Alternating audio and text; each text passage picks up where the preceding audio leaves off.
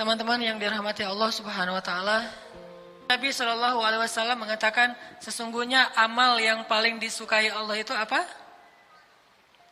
Amal yang istiqomah walaupun cuma sedikit. Amal yang paling disukai Allah itu istiqomah walaupun cuma sedikit. Dan istiqomah ini punya banyak keajaiban. Selain memang akan menghasilkan sesuatu, istiqomah itu Allah berkahi. Bahkan Allah saking sayangnya kepada orang yang istiqomah, kalau dia sesekali meninggalkan kebaikan itu, Allah tetap mencatat dia melakukan kebaikan. Kalau kita rajin tahajud, sesekali nggak bangun gara-gara capek banget, mungkin habis pulang dari luar kota atau pas sakit, maka malam itu kita dicatat tetap melaksanakan tahajud. Ini keajaiban istiqomah. Kalau kita rajin baca Al-Quran 1 juz 1 hari, selama beberapa tahun, sesekali kita baca Al-Qurannya kurang dari 1 juz, maka tetap dicatat dia telah bertilawah 1 juz hari itu. Ini keajaiban dari istiqomah. Dan selain memang menghasilkan sesuatu, makin lancar baca Qurannya, makin banyak ilmunya kalau rajin ta'lim, makin dekat sama Allah, terasa di hatinya kalau rajin tahajud. Begitu juga dalam kehidupan kita sehari-hari. Kalau kita ngelakuin sesuatu walaupun sepele, kalau istiqomah terus menerus, pasti bisa. Tidak ada yang gak bisa dengan seizin Allah Subhanahu wa taala jika kita melakukan dengan istiqomah.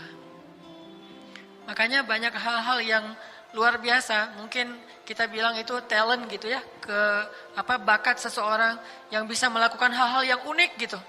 Kenapa bisa melakukan hal-hal yang kayaknya mustahil dilakukan orang lain? Karena dia melakukannya tuh dalam waktu yang sangat lama. Begitu juga dalam agama. Ketika kita pengen jadi seorang yang soleh, solehnya itu tingkat sahabat atau tingkat tabi'in, itu bukan perjalanan sehari 2 hari. Mungkin itu adalah perjalanan seumur hidup kita. Makanya, coba di antara sekian banyak amal-amal soleh, kita lihat. Kita mungkin pernah coba menghafal Quran, pernah nih coba menghafal Quran, pernah coba berdakwah di kampus, di sekolah, pernah nih coba berdakwah, pernah coba pengen tahajud deh gitu, pernah. Kalimat pernah ini artinya udah kita tinggalkan. Sekarang udah nggak kita lakuin lagi. Dari sekian banyak amal soleh yang kita lakukan, coba sekarang sebut mana yang masih kita lakukan dalam waktu yang lama. Mana yang kita istiqomahkan setelah 2-3 tahun. Minimal 3 tahun baru kita disebut istiqomah. Mungkin dari sekian banyak amal yang kita lakukan, yang bertahan 3 tahun, mungkin cuma 1 atau 2, bahkan mungkin tidak ada. Ada yang udah kita lakukan sebulan, 2 bulan, itu belum bisa disebut istiqomah. Setahun belum, 3 tahun minimal. Maka baru kita bisa melihat insya Allah amal itulah yang nanti akan memberatkan timbangan kita di akhirat di sisi Allah Subhanahu wa taala. Maka dari itu teman-teman yang dirahmati Allah, mari kita coba renungkan kembali pada malam ini dan kita semangati diri kita, yuk kita belajar istiqomah. Bukan cuma belajar memperbanyak amal, tetapi belajar mengistiqomahkan amal walaupun cuma 1 amal sederhana. Setelah amal yang wajib pastinya harus istiqomah. Ini saya bilang amal yang sunnah. Kalau yang wajib mah gak perlu ngomong istiqomah udah pasti. Masa sholat ada naik turun ya? Kalau dia sekali sholat sekali enggak, itu namanya iman bukan naik turun, keluar masuk. Kalau iman naik turun itu, kalau lagi naik nambah dengan sholat-sholat sunnah. Kalau lagi turun bertahan di yang wajib, itu iman naik turun. Kalau lagi naik imannya, selain dia belajar ta'lim, dia mungkin browsing sendiri, dia otodidak, dia baca buku yang tebal-tebal, lagi naik imannya. Kalau lagi turun, minimal di batasan sholat Jumat dengan khutbah, itu lagi turun. Karena itu wajib kan, seminggu sekali seorang laki-laki wajib mendengar khutbah Jumat, nasihat untuk dirinya. Kalau lagi naik iman, dia puasa Senin Kamis, kalau perlu puasa Daud. Kalau lagi turun, tunggu Ramadan misalnya. Kalau lagi naik iman misalnya, ibadah-ibadah, sebutlah tilawah Al-Quran 1 juz. Kalau lagi turun, dengerin MP3 tilawah Al-Quran. Intinya tidak kurang dari yang wajib. Makanya yang wajib itu gak perlu dibahas tentang bab istiqomah. Istiqomah itu yang sunnah-sunnah. Makanya coba kita muhasabah malam ini sekalian memotivasi diri. Amal kita itu yang banyak, alhamdulillah sekarang udah mulai nambah amal-amal soleh. Mana sih yang kita istiqomahin di antara amal-amal yang sunnah? Karena dengan amal itulah nanti kita akan dibangkitkan. فَمَنْ يَعْمَلْ mithqala dzarratin khairan yarah. Barang siapa yang beramal, ya'mal itu dalam bentuk kalau bahasa Arab fi'lul mudhari. Kalau bahasa Inggrisnya tuh present continuous tense. Yang terus menerus. Famay ya'mal, artinya mudhari itu dilakukan secara terus menerus. Mithqala dzarrah, walaupun cuma sekecil zarrah. Artinya ada amalan sepele banget, tetapi di sisi Allah nilainya besar. Kenapa? Karena ya'mal, terus menerus dilakukan. Sepele gitu, cari amalan yang sepele yang paling mudah, tapi kita istiqomahin. Contoh misalnya salam, assalamualaikum, ketemu orang, assalamualaikum. Setiap ketemu orang itu ngasih salam. Cuman kalau di teks kadang-kadang bikin orang agak-agak berat ya. Assalamualaikum warahmatullahi wabarakatuh, panjang gitu. Orang lagi nyetir kan susah jawabnya waalaikumsalam warahmatullahi wabarakatuh. Akhirnya WRWB gitu kan. Atau ASS misalnya. Atau kalau yang lebih tepat sebetulnya jangan ASS atau WRWB. Tulis saja salam. Salam itu kata-kata Nabi Ibrahim dan malaikat ketika bertemu, ada di Al-Quran. Qalu salaman, qala salamun gitu ya. Malaikat bilang salam, Nabi Ibrahim bilang salam. Artinya kita punya amal istiqomah itu salam. Ketemu orang, assalamualaikum. Ketemu orang, assalamualaikum. Asal dia muslim, assalamualaikum. Kalau ketemu cewek, assalamualaikum juga tapi nadanya beda. Assalamualaikum. Ya. Beda dikit gitu. Ada modus. Kenapa kamu salamin saya? Saya mah lagi belajar istiqomah salam. Jadi terus jalan, atau dia udah punya istri, ketemu orang, assalamualaikum. Kenapa kamu salamin dia? Kan saya lagi istiqomah. Semuanya disalamin. Kalau perlu broadcastnya assalamualaikum, dikirim ke 300 orang, assalamualaikum. Supaya dibalas dengan 300 kebaikan. Kayak, kan saya pernah cerita, ada seorang sahabat disalamin sama Nabi. Assalamualaikum, kata Nabi. Waalaikumsalam. Terus Nabi karena gak dengar jawaban, assalamualaikum warahmatullahi wabarakatuh. Waalaikumsalam warahmatullahi wabarakatuh. Nabi ulangi lagi, assalamualaikum warahmatullahi wabarakatuh. Waalaikumsalam warahmatullahi wabarakatuh. Nabi karena nggak dengar jawaban pulang, dikejar sama dia. Ya Rasul kenapa pulang? Saya nggak dengar jawaban, saya kira nggak ada orang. Kata dia, saya menjawab balasan salammu ya Rasul. Kenapa saya nggak dengar? Karena saya pelankan suara supaya engkau mengulang lagi salam. Mengulang lagi. Saya berharap semakin banyak engkau mengulang salam, semakin banyak kebaikan untuk saya. Lihat cerdasnya sahabat. Intinya adalah istiqomahin satu amalan yang sepele aja. Salam, senyum. Senyum itu kan kata Nabi, la tahqiranna minal ma'rufi syai'a walau antalqa akhaka biwajhin taliq. Janganlah kalian meremehkan amalan walaupun sekecil apapun, meski hanya dengan bertemu saudaramu dengan wajah yang berseri-seri. Itu amalan loh. Hadis riwayat Muslim. Artinya sekedar wajah yang berseri-seri doang, tersenyum ketika ketemu seseorang, itu kalau kita jaga, itu amalan yang sesuatu. Itu benar-benar bisa menjadi pemberat timbangan kita. Cuma senyum aja ketemu seseorang. Ketemu orang, hey gimana, assalamualaikum. Seru orangnya tuh, wah asik gitu ya. Bukan orangnya karena emang ngelihat, wah nih kayaknya nih kurang nyunah nih. Dia diam-diam aja gitu. Setiap melihat orang, wah ini kurang soleh. Wah ini kayaknya orangnya baru taubat. Ah ini mah anak baru di hijrah mah. Saya mah udah lama hijrah, udah 10 tahun. Alhamdulillah dia mah anak baru. Jadi kita bully aja. Enggak, setiap ketemu orang senyum. Ketemu orang senyum. Senyum dong amalannya tuh. Enggak usah sedekah, enggak usah umroh, enggak usah hafal Quran 30 juz. Coba jaga senyum doang, itu udah sesuatu. Ini karena istiqomah. Kenapa? Karena kata Allah, "Faman ya'mal mithqala dzarratin khairan yarah." Artinya seseorang itu dibangkitkan sesuai dengan amal yang dia istiqomahkan. Nanti kita bangkit tuh. Kan kata Allah di ayat yang di surat yang sama, yauma idzi yasdurun nasu ashtatan. Apa arti ashtatan? Ashtatan itu artinya berkelompok-kelompok. Jadi pada hari itu di Arafah, di padang mahsyar, manusia itu akan dikelompok-kelompokkan. Mirip seperti padang Arafah, ada orang Indonesia, ada orang Arab, ada orang Eropa. Kan di Arafah mah tendanya beda-beda ya. Nah, nanti di padang mahsyar, manusia juga akan dikelompok-kelompokkan, tetapi dikelompokkan bukan berdasarkan bangsa. Coba gimana ayatnya? Yauma idzi yasdurun nasu ashtatan liyuraw a'malahum. Liyuraw a'malahum. Pada hari itu manusia akan dikelompok-kelompokkan untuk diperlihatkan amal mereka. Amal apa? Amal yang paling istiqomah, yang paling dawam. Jadi kalau kita ahli senyum, nanti kita akan bangkit bersama satu kelompok orangnya tuh senang senyum. Kalau kita ahli salam, bangkit bersama satu kelompok orang yang senang salam.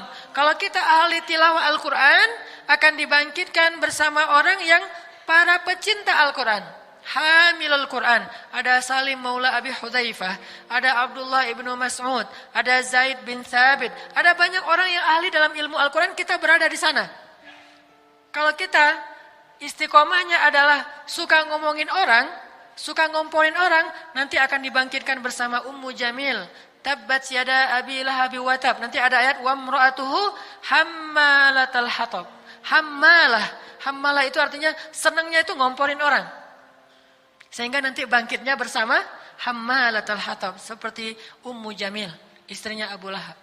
Kalau kita durhaka sama suami, nanti bangkitnya bersama istri Nabi. Begitu bangkit, lihat sebelah, siapa ini teh? Saya mah istri Nabi. Wah, Masya Allah. Nabi siapa? Nabi Lut. Wah, bahaya. Ternyata istri Nabi Lut. Dan apa kerjaan istri Nabi Lut? Ya gitu deh. Kerjaannya itu menghubung-hubungkan orang. Menghubungkan antara, dia ada cowok keren nih, siapa yang mau, itu kerjaan dia.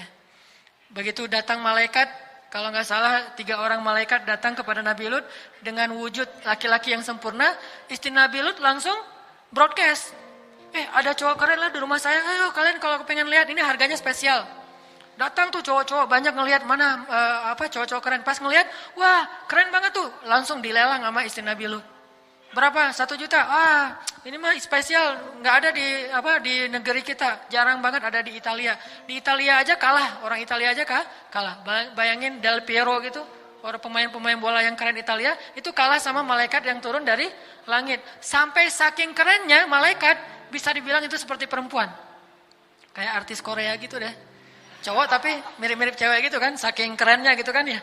Sampai Nabi Lut mengatakan sesungguhnya mereka adalah putri-putri saya. Dan mereka percaya kalau itu perempuan. Saking bening. Nah artinya kalau dia seorang istri yang durhaka kepada suami, pas bangkit kenalan dengan siapa? Saya mah istri Nabi. Nabi yang mana? Nabi Nuh. Nah ini kan sama aja dengan istri Nabi Lut. Kenalan lagi, kamu siapa? Saya ayah Nabi. Ayah Nabi yang mana? Ayah Nabi Ibrahim. Azar. Kenapa kerjaannya adalah menyuruh orang untuk menyembah berhala. Dia memfitnah manusia dengan aliran sesat. Jadi kerjaannya tuh bikin aliran-aliran sesat. Ada juga yang bangkit, kenalan sama laki-laki yang keren banget. Siapa kamu? Saya Yahya alaihissalam. Oh, kok saya bisa masuk ke golongan Yahya alaihissalam? Karena kamu itu rajin duduk dalam majelis ilmu. Istiqomah. Yauma idzi yasdurun nasu ashtatan liyuraw a'malahum. Pada hari itu manusia akan dikelompok-kelompokkan sesuai dengan amal yang paling mereka istiqomahkan.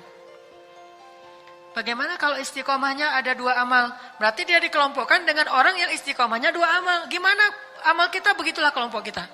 Makanya saya selalu bercita-cita suatu saat saya berharap bisa ketemu dengan Nuruddin Zinki, bisa ketemu dengan Umar bin Abdul Aziz, bisa ketemu dengan Umar bin Khattab. Kenapa?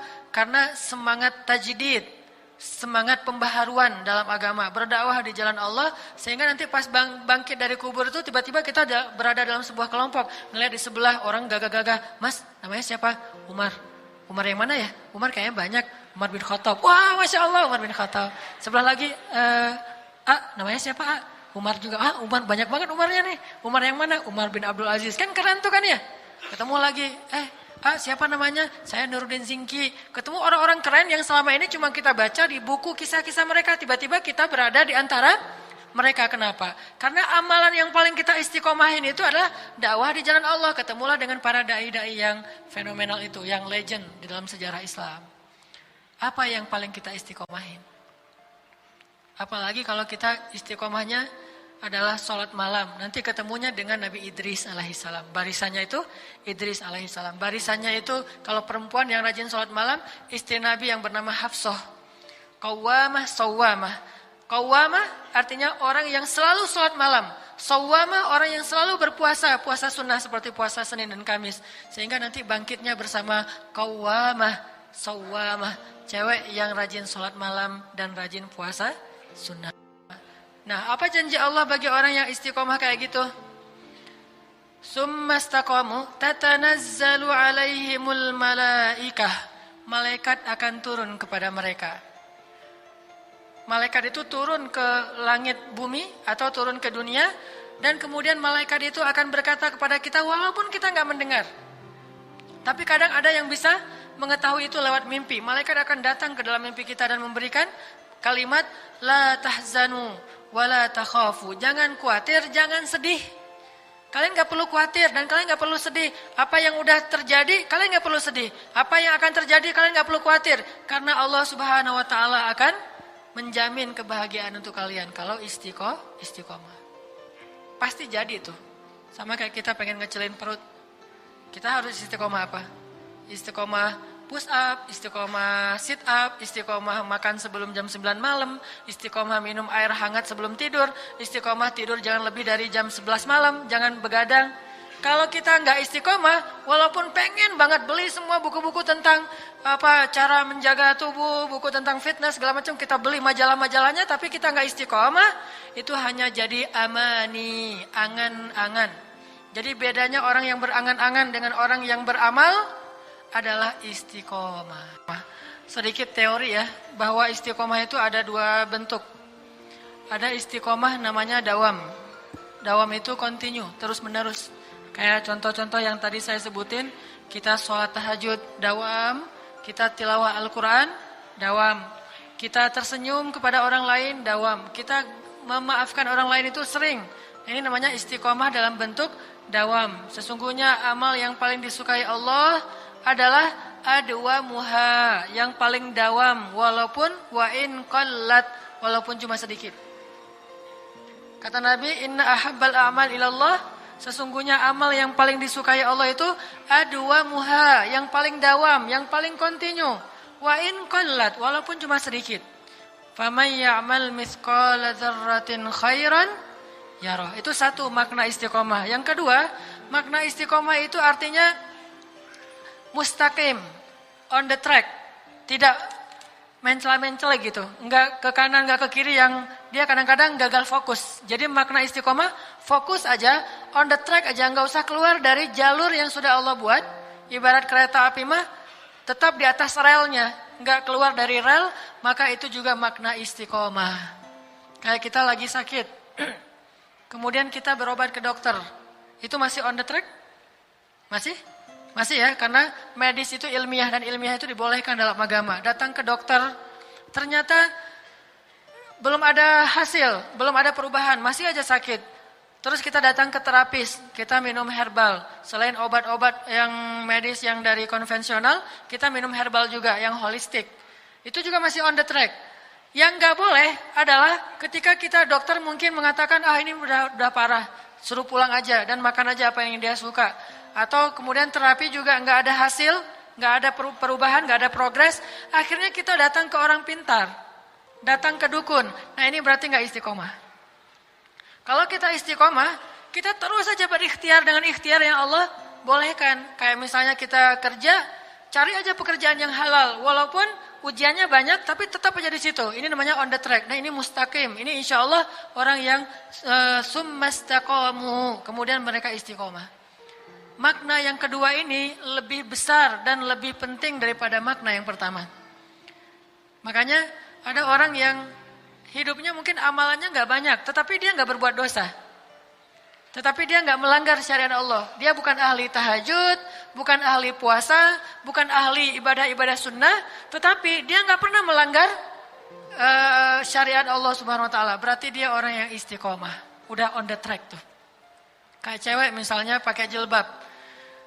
Ketika dia di rumah, mungkin biasanya buka jilbab, apalagi kalau tinggalnya di Jakarta, di Surabaya yang panas gitu ya, di rumah pengen buka jilbab biar nggak gerah. Tapi sesekali datang sepupu ke rumah kita. Datang sepupu kan bukan muhrim kan ya? Sehingga kalau di depan sepupu harus menutup aurat. Nah, dalam keadaan panas-panas, kita tetap menutup aurat kita, walaupun dalam keadaan gerah kita tetap menjaga aurat kita. Itu namanya istiqomah. Tidak keluar dari garis yang Allah Subhanahu wa taala buat. Nah, orang-orang yang bisa istiqomah dengan dua bentuk istiqomah ini, Allah kasih garansi.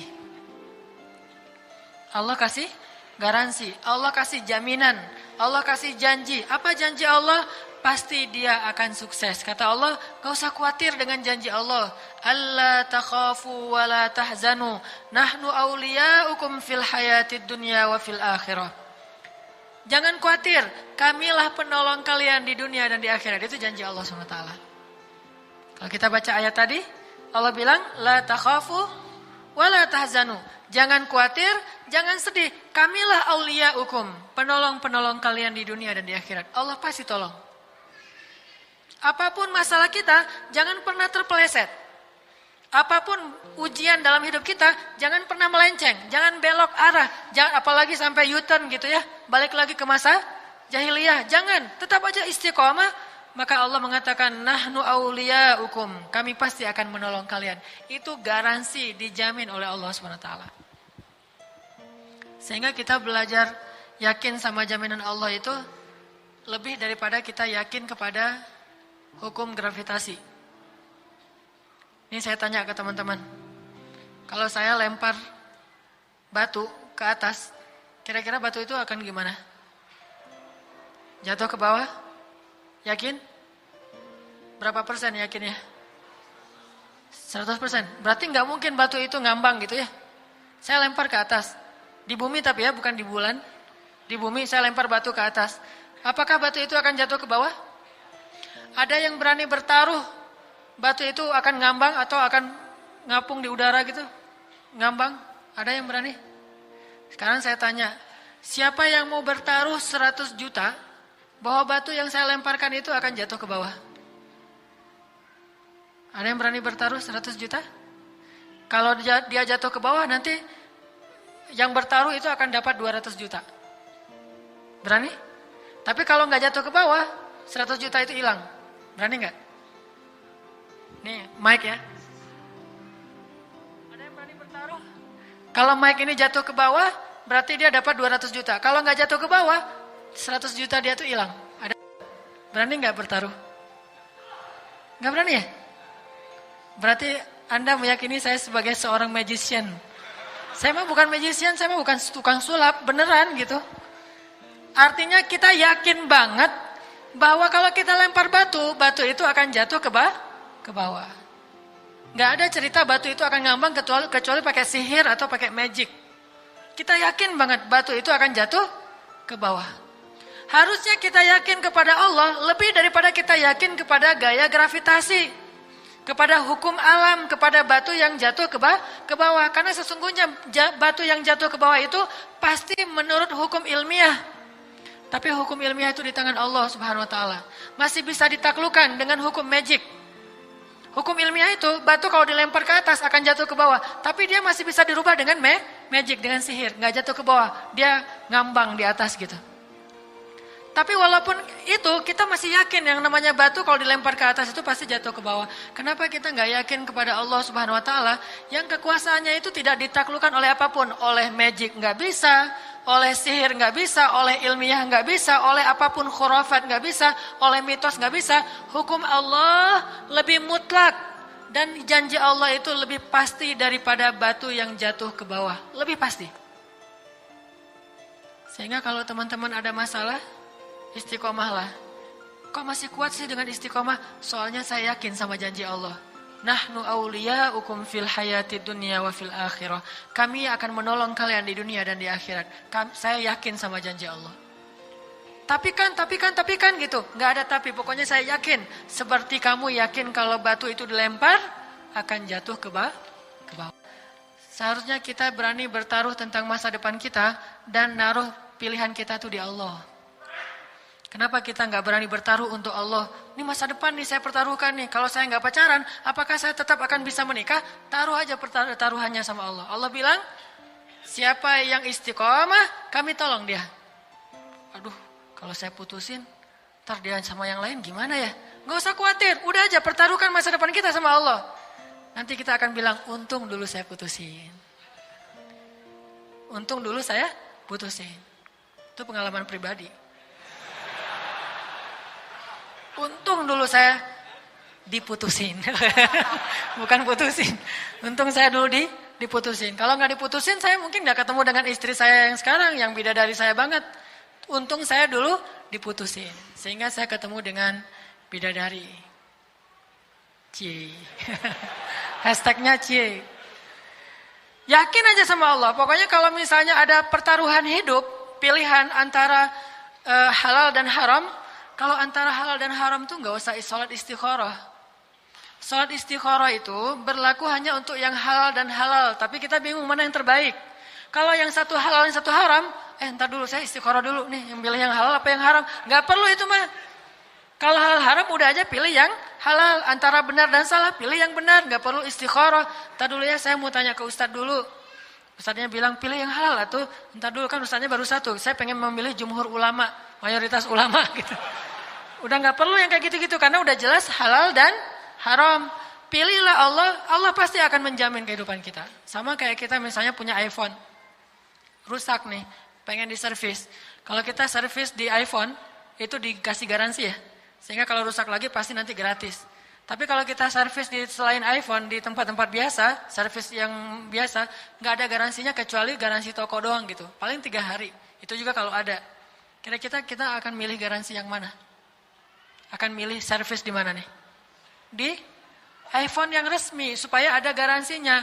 Allah Subhanahu wa taala pemilik alam semesta dan Allah yang menggaransi alam semesta. Makhluk kalau ngasih garansi pasti bohong. Gak mungkin makhluk bisa memberi garansi hidup kita karena dia bukan pemiliknya. Orang hidup dia aja lillah punya Allah Subhanahu wa taala. Makanya belajar tafakur, ingat-ingat, wah batu kalau dilempar ke atas pasti jatuh ke bawah, saya yakin. Masa Allah saya gak yakin? Padahal Allah itu lebih pasti daripada batu jatuh ke bawah. Real Madrid kalau lawan satu klub biasa, saya pegang Real Madrid. Masa saya gak pegang Allah tentang taruhan hidup saya? Karena Allah itu punya track record yang jauh lebih keren daripada Real Madrid. Kenapa kita pegang Real Madrid? Karena dia selama ini kita lihat track recordnya itu selalu menang ya. Dalam banyak pertandingan terutama juara Eropa misalnya. Kenapa kita nggak pegang Allah? Bukankah Allah pencipta alam semesta, pemelihara alam semesta? Allah udah banyak nolong orang-orang yang istiqomah di jalannya. Itu nggak jadi bukti gitu? Afala ta'qilun? Tidakkah kalian berpikir? Tidakkah kalian melihat? Tidakkah kalian mentafakuri? Qul siru fil ard, berjalanlah di muka bumi dan lihat bagaimana Allah Subhanahu wa taala menunjukkan kebesaran di dalam cerita-cerita umat terdahulu. Itu teman-teman, makanya kita coba belajar istiqomah. Pertama, dawam dalam amal soleh. Yang kedua, on the track, jangan keluar dari jalur. Selama jalur itu masih diridhoi Allah, kita terus saja, gak usah khawatir. Karena track itu pasti akan membawa kita kepada ridho Allah dan kemenangan di sisi Allah Subhanahu wa taala.